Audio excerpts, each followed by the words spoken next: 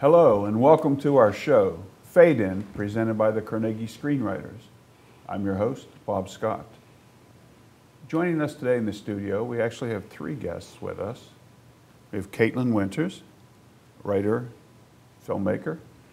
We have Lydia Zagorski and Chris Herrera, and we'll be talking about Katelyn's film last summer. And actually, Lydia and Chris are actors in the film. So thank you for being here today. Thank you. It's a pleasure having you all. And the film was done for CCAC, correct? For the film program there? Yes. Where you're a student. Mm-hmm. And Chris, you are also a student there? I am, yep. In the film program, writer, director? A little bit of everything. A little of everything. Yeah. Jack of all trades, yeah. Yep. And Lydia, you do not go to CCAC, but you are a professional actress. You've worked in a lot of different productions, so thank you for being here. Yes, thank you. We will talk about the film. It's a drama entitled Last Summer, written by Katelyn and directed by Katelyn. Can you maybe tell us a little bit about it to sort of set it up? I guess the log line would be it's about a couple dealing with the wife's suicide attempt several months before, and this idea that when something like that happens, you just kind of try to make it go away. And what we see in the movie is the start of these people realizing that it's not just going to go away the way that they hoped it would. Mm-hmm. And Lydia plays the wife. Dana, yes. Dana. Now, Stephen Rhodes, who's not here, Stephen is the husband. Mm-hmm. And Chris is The star. the friend. Yeah, I play Chris. It was a real stretch for me. So it's a film about a best friend who helps them sort things out. Yeah, they're dealing with some kind of relationship thing. I don't know, but I'm there, and that's when the movie really begins. Ah, good. But no, And he is humble too, folks. So. Extremely humble. so humble. I'm the most Clearly humble. Clearly, yeah. Thank you. Keep going. So this was done as a class project. Yeah. And you wrote the script. Mm-hmm. What sort of inspired this, if anything? It was a short story that I carried around for a lot of years. I think I've known Mark and Dana for a really long time. And it was this thing of every time I would sit down to write the story, it just didn't come out the way that I really wanted it to come out. So I thought if I brought it into another media, maybe it would work better, and I think it really did. I think it did the story justice. It does, yeah. It's a compelling drama, and it's very subtle. You know, you don't beat people over the head with her suicide attempt and what happened. It's sort of the aftermath. Yeah. The husband still dealing with what, anger? Yeah, I think when the movie first starts, people think that Dana had cheated and that's where the frostiness has come from, or that there had been some kind of more, I guess, traditional marital infidelity that happened. And as the wife, Yes. Dana, Yes. you were cast as that, and I must say you do a tremendous job. You know, all thank of you you do, so much. You know. Thank and, you. And the interplay between you and Stephen as Mark, you know, that really works well. But, Thank you so much. How did you feel when you first read the script? Well, it was actually surprising that I was asked to play Dana, because when I had read the script, I was like, oh my goodness, I don't know if I can play a character that has, like, it was just so out of my comfort zone. Like, I'm more of like action adventure, like comedy, like things like that. But this character, Dana, was so out of my comfort zone, just so like her emotional turmoil and the complexity of the character and the layers of the emotion. I was very intimidated initially when I read the script, and when Katelyn had reached out to me and asked me to play Dana, I think I took about a day or two, and we actually met up, and I wanted to talk to her about it before I had accepted this role, because I wanted to fully understand what was needed from me in order to like to know personally that I'd be able to give my best performance and do this character justice. Right. But it was a very, very tough role for me, but at the end of it, I really, really enjoyed it. That's good. We have to be able to get out of our comfort zones, you know, and really tackle the challenging roles or scripts or projects, whatever it might be. Otherwise, we don't grow. Yeah. You know, we don't learn. Absolutely. I will say that you did not play the Dana that I necessarily had written, but I think you played the Dana the movie needed. PJ, our advisor at CCAC, fought for her as Lydia, or as Dana, and I was like I liked your audition, but I wasn't quite sure, and he basically was like, you're not doing Dana justice. Like, she isn't gonna just like roll over and let her husband treat her this way. And I think that you brought that in a way that was compassionate toward what Mark was feeling, but was still making sure that Dana was able to stand her ground and really advocate for herself. Thank you. Good, yeah. And PJ is, of course, PJ Gaynard, who was well known throughout the local and national film community, really. And he's a teacher and advisor there at CCAC in the film program. Yeah. But, you know, you touched on kind of a good thing there, that filmmaking, really, script writing is solitary unless you're working with some collaborators, but the filmmaking process becomes collaborative. And I think we as screenwriters have to realize that. We write the script and it's our baby, but then you're turning it over to, or perhaps working with, you know, producers, director, unless you're doing it yourself, actors, all of, you know, the DP, everybody comes into that, the editors. And the script is really a blueprint, I feel. That's something PJ always would just pound into our heads, which is there's 3 movies. There's the movie you write, the movie you shoot, and the movie that You edit. that you edit. Yep. You see. Yeah, editing itself can play a big role in shaping the film, so it's important for, say, the director and the editor to work closely together. Now, did you edit your film? Yeah.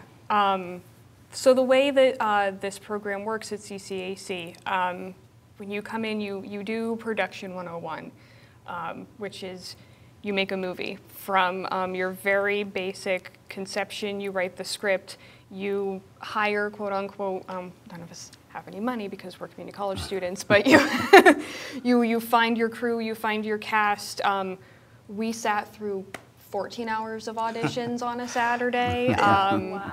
That was And then like did all of the process of, you know, having those culminate into something that other people could look at afterwards.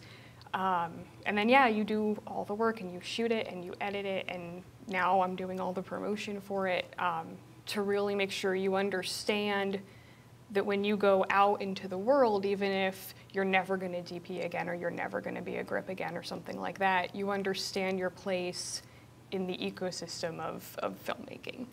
Which I think helps you as a writer or director or, you know, DP, whatever, an actor even, you know, seeing all these different jobs, working in these different jobs. That's why it's important, I think, for people to pitch in, even as a PA or what have you, on, you know, some of the independent films or student films, to really see what goes on. It gives us an appreciation for that process.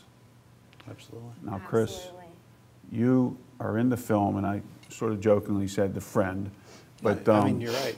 but your character does play an important role as sort of the bridge between these two, you know, kind of caught in the middle with the two friends, the angry husband, you know, the distraught wife who's dealing with all of this. Kudos, you know. Well, thank you. You're an unsung hero. I think that Chris's role is to advocate for Dana as well. Because I think obviously Mark is like in his head, and he's not considering how anyone else is seeing this situation. And Chris was another character who I sort of had this idea of like a little more gentle, But then when Chris read, and Chris read the original script, he read this role, like the first draft. And then when I saw it, he and Steven are in several movies together, and they're just like a really great duo. And I saw that energy between them, and that sort of that very stand your ground, and that he was a little, not petty, but he was fed up. He was fed up because he knows that his friend is not at his best and isn't being his best self, and that's hard when you see someone who you're like, you could be doing so much better. Why aren't you doing better? This isn't you. And Chris really brought that. And it's not so much that he doesn't understand, like where Steve's character's at in the moment. Like I love the line about him still feeling like he's in the hospital room after the first attempt, and like you can as a character you can empathize with that with his friend, but at the same time you see what his inability to move on is doing to their relationship. She's trying to move forward and taking it a day at a time, and it's just this thing that's looming over them. Right. And it radiates out too. It's like Yeah. your line is like, you're doing this around everyone. Every time we hang out, when couples are like constantly fighting, people around them notice, and that this isn't just between Mark and Dana ultimately. Like, this is something that radiates out, and I'm sure that people who don't know Mark and Dana have heard about this and how they're acting and how it's affecting people, because that's what happens to these sort of situations. Now, we do have a clip from the film. Maybe you could kind of set it up for us? Yeah, so this is towards the end of the movie. So we see the movie as just one day, and it's one day where there's sort of an impetus where Mark has to address everything that's been happening in the past 6 months or so, which leads to a fight, as these things often do. And he storms out of the house, and this is, we see him coming back with maybe a steadier head and ready to actually have a conversation that's needed to happen for a long time. Good. Very good. Well, let's take a look at it. Here's a clip from Katelyn Winters' film last summer. I just don't know why. It wasn't you, and it wasn't just one thing. Do you know what I did in the ER parking lot before they let me in to see you? I prayed. Yeah, me, I prayed. I prayed that you would be okay. I prayed that we would be okay. And I don't know that.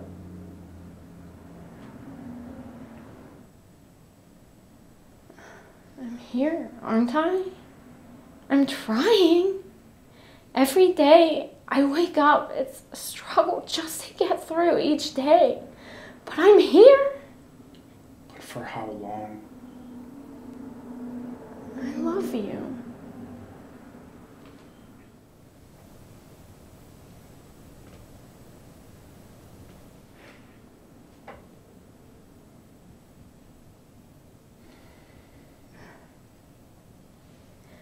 I'm going to the bedroom. The couch hurt my back again.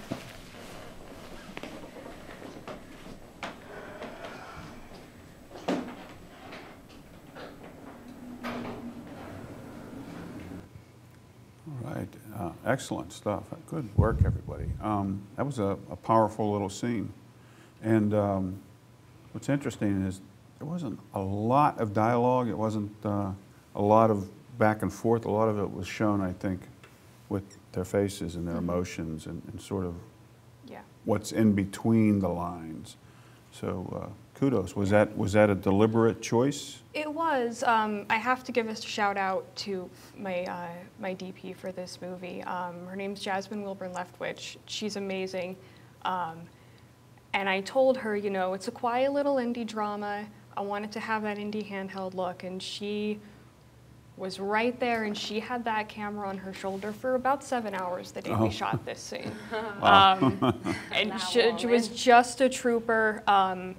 And when we shot this, it takes place at night, we shot it during the day.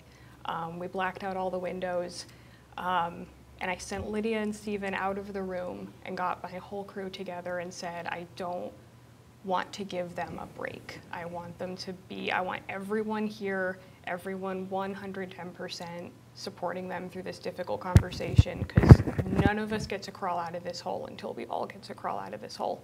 And everyone was just so wonderful and so willing to create that environment that I think that's why we got the performances that we did.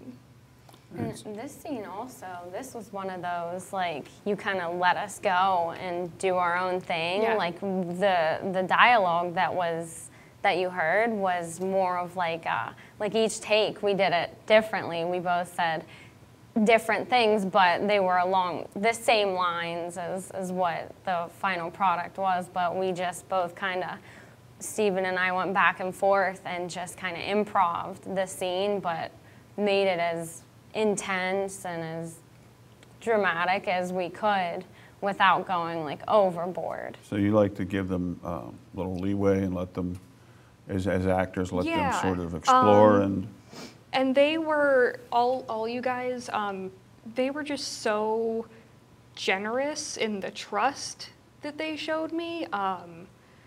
When I was directing Steven, we would have talks about, like, I was talking to him about his experience as a father and these other things to try to get him into this headspace, and he was just completely willing to feel those things and really bring them and know that I would take care of him, that our crew would take care of him. And I just so appreciated that. That was where I think I found the most joy, was in directing you guys and having you just completely put that trust in me. That was wonderful. Yeah. It was intense. Yeah, looks like it.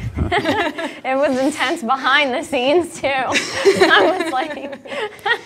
I was so happy you chose that clip specifically, because the couch line, it's subtle, but like it really, I'm not even sure what it is about it that works so well, but I was going to bring it up, and I was worried like, well, people aren't going to understand what I'm saying until after they go and watch it. But yeah, like, and honestly, I think even just seeing the clip like that doesn't do it the justice, because this tension has been built up over this time, and like you leaving like that is.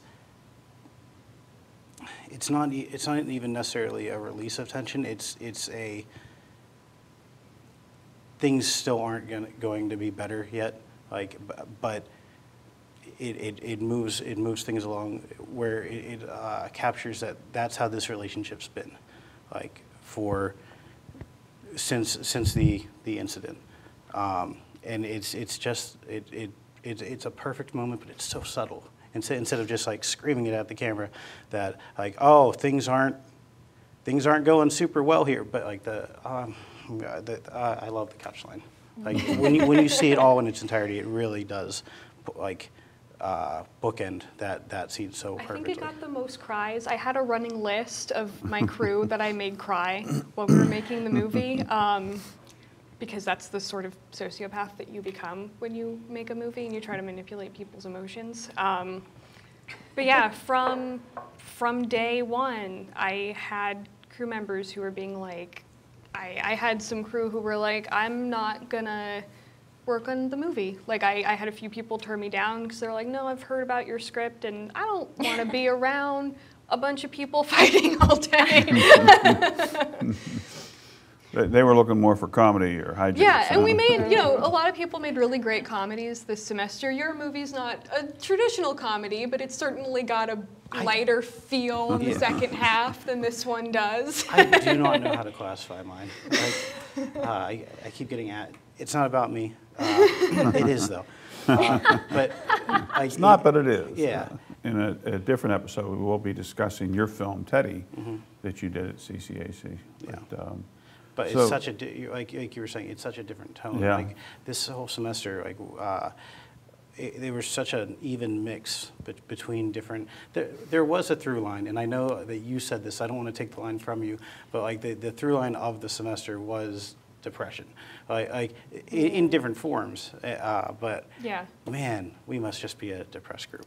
Like, or this is Was how that we're a working conscious out. thing? Did they say No. this is our theme, or that just No. kind of? No, I'm sure that you could probably do a survey of like the demographics of the whatever class that we have based on like the national mood. Those things probably come together to make people sort of create something that's similar even when they're all really on the surface different.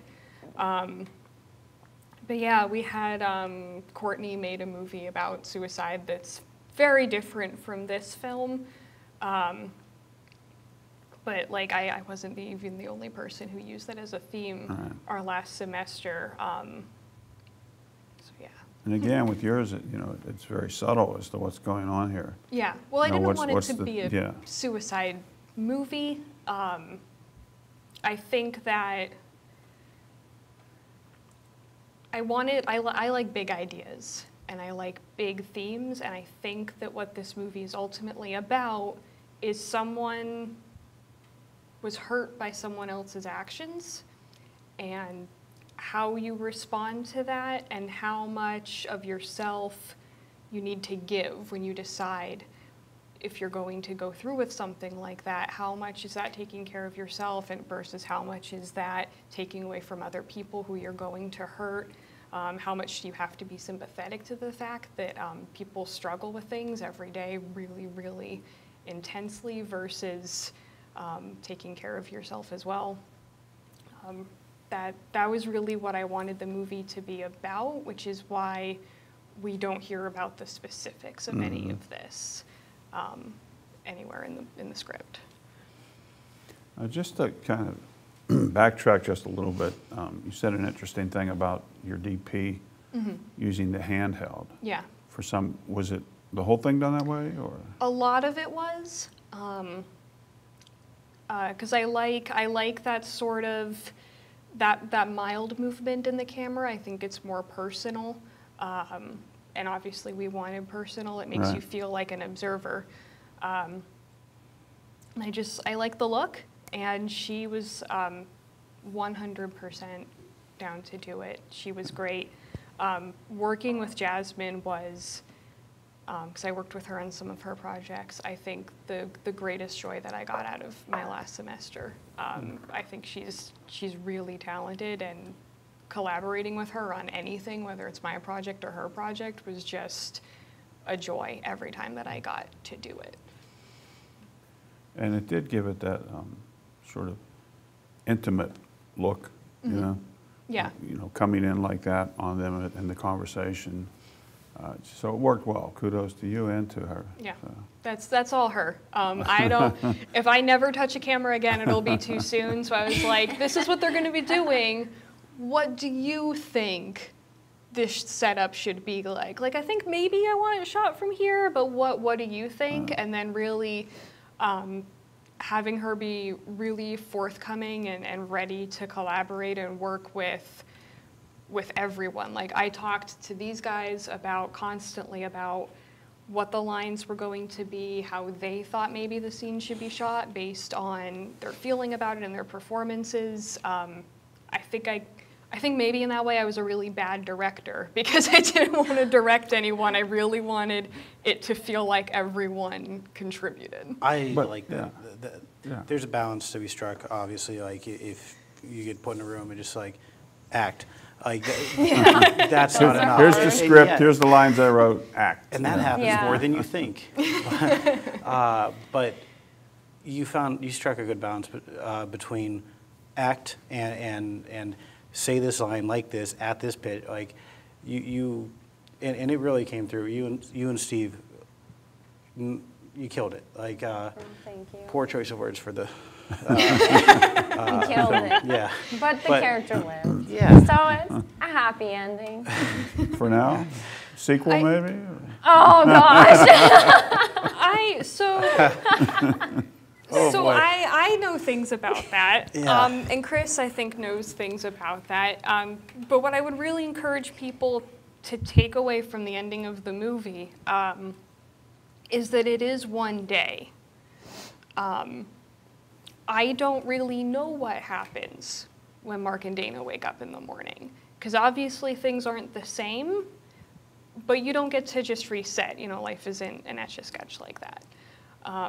So I think that, and especially because we're sort of trained to look for aspirational stories, but I think that you will get more out of the movie if you watch it and just remember that it's one day in this very difficult thing that these people are going through separately, and that they've kind of decided they're going to go through together a little bit, or at least that Mark, that's where we leave Mark. Like, he hasn't come to terms with anything. We leave him willing to try to think about how he can live in this new reality. So we are left with, no spoiler alerts, but we're left with maybe a sense of there could be hope for these two moving forward. Yeah, and I was really, I talked to Stephen about this a lot, that like this isn't, that all that we're asking Mark to do at the end is be open to an idea. We're not asking him to forget how hurt he is. We're not asking him to get over it. We're asking him to be willing to lean into that pain rather than push it away for the sake of his marriage. It was done very well, and again, very, very subtly, you know. So we're coming near the end here, but let me ask you this. What have you got coming up next? You're a writer. This was based on a short story. Are you looking to get more back into that I'm looking medium? to get more back into that. I am an art student at CCAC. So my field is hopefully going to turn towards more digital design, post-production sort of things.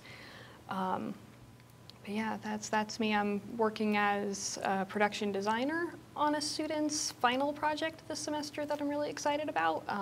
So we're going to get that sort of up off the ground, because that's, I loved doing that. Like, we dressed the house really well for this movie, and that was really fun. It was like the CCAC house. The CCAC house, that we carried a couch outside in the dark and the rain over a retaining wall to take it into the basement beneath the house, because that's just how you make a movie. I was actually, I forgot about that. I was really impressed with, I didn't use the house in mind, because I figured, oh, it's going to show up in a bunch of people's projects, and I thought that'd be distracting. You sat dressed so well. But that's Pittsburgh, right? Like, that's, like, I live in the Squirrel Hill Point Breeze area, and like they're all different inside, but you don't realize that like every house on the block is exactly the same. I think that actually kind of makes all the movies a little more Pittsburgh. Right. That, you know. Well, very good. Well, I'm afraid we're running out of time here, so I want to thank you all. Thank you. Caitlin and Lydia and Chris, thanks. Oh, you're welcome. It's been a pleasure. And we look forward to seeing the full film. And you can check it out on YouTube. It is available publicly it's a on public YouTube, link, so I would encourage it's anyone to go last watch it. summer. And thank you all for being here. Thank you. And thank you for joining us again for another session here with FadeIn, brought to you by the Carnegie Screenwriters. I'm your host, Bob Scott, signing off, and may the muse be with you. Thank you all. Go do something creative. Stop watching us. Go create something. Go on.